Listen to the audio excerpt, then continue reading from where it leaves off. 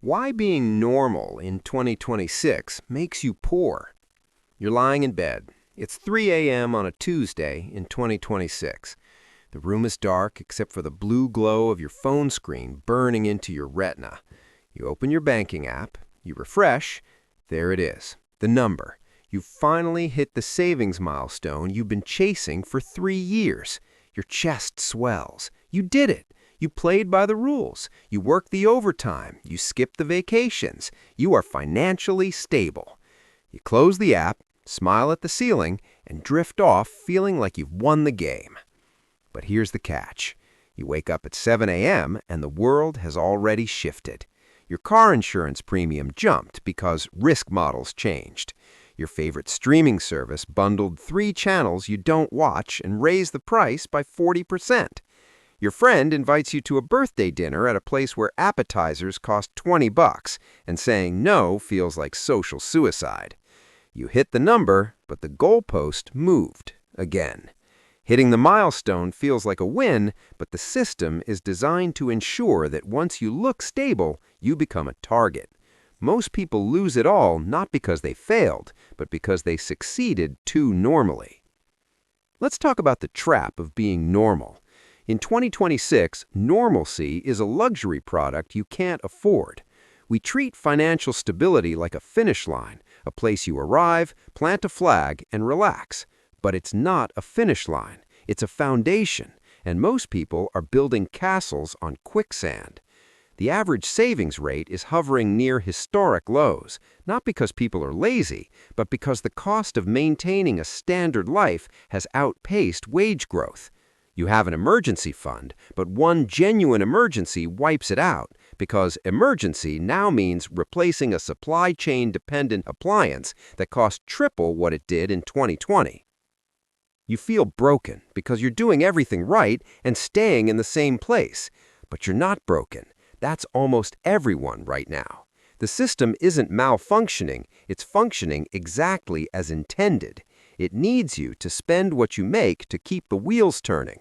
When you save, you're a risk to the economy. When you spend, you're a hero. So the moment you look stable, the incentives shift to tempt you back into consumption.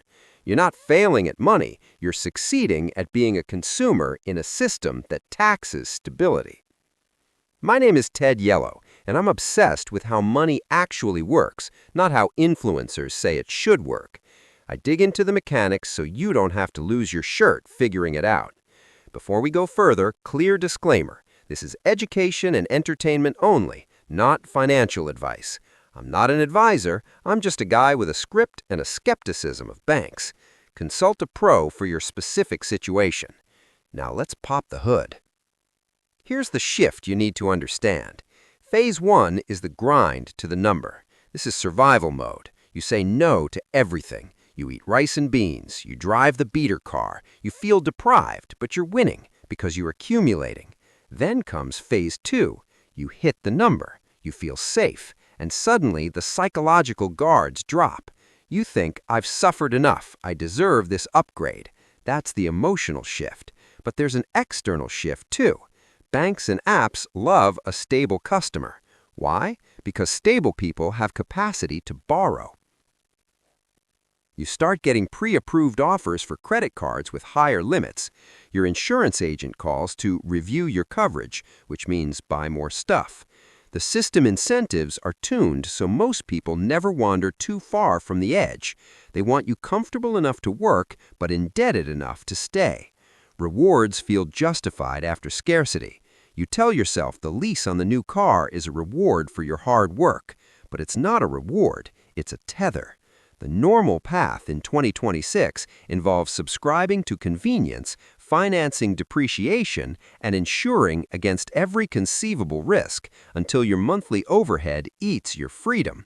You aren't spending money, you're renting a lifestyle that owns you. Let's look at the math, because numbers don't lie, even when marketers do. If inflation averages just 3% a year, the cost of being normal doubles every 24 years. But in 2026, service inflation is often higher. Let's say your normal life costs $5,000 today. In 5 years, at 5% inflation, that same life costs $6,380. That's a $1,380 monthly gap. Where does that come from? Your savings. Vanguard reports consistently show that investor behavior gaps, people buying high and selling low, or stopping contributions during stress, cost the average investor about 1.5 to 2% in annual returns. But the real killer is the lifestyle creep tax. If you earn a $5,000 raise and spend $4,000 of it on normal upgrades, you've only gained $1,000 in stability while locking in higher permanent expenses. Federal surveys show emergency fund failure rates spike not during recessions, but during expansions, when people feel safe enough to stop saving. Boring wins long term because volatility is the price of admission for normal spending. Let's compare two people who hit the same milestone, Alex and Jordan. Both save $50,000. Alex hits the number and thinks, I'm stable. Alex upgrades the apartment to a nicer neighborhood because I can afford it now. Alex leases a newer car because the payment fits the budget. Alex joins the country club network because it's good for connections. Within 18 months, Alex's monthly burn rate has increased by $2,500. The $50,000 isn't savings anymore. It's just a buffer for a more expensive life. Alex is back to zero, just with nicer furniture. Jordan hits the $50,000 and thinks, I have options. Jordan keeps the apartment. Jordan keeps the car. Jordan treats the $50,000 as a freedom floor, not a spending account. Jordan invests the surplus. Statistically, Jordan is in the top 10% of financial security within 5 years, not because Jordan earned more, but because Jordan refused the normal upgrade. Alex is stuck in the hedonic treadmill, working to maintain a lifestyle. Jordan is working to own their time. One drifts back because they followed the script. The other sets rules because they read the fine print. So how do you opt out of the normalcy tax? Here's the playbook. 1. Set a floor. Decide what your bare-bones life costs. That number is your safety net. Never let your fixed expenses exceed 50% of your income, no matter how much you make. 2. Build a growth layer. Any income above your floor goes straight to assets, not lifestyle. You don't upgrade your life until your assets pay for the upgrade. 3. The options layer. Keep cash available for opportunities, not emergencies. Emergencies are inevitable. Opportunities are optional.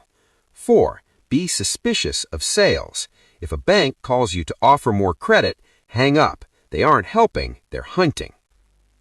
The mindset shift is simple. Money isn't for buying things, it's for buying options.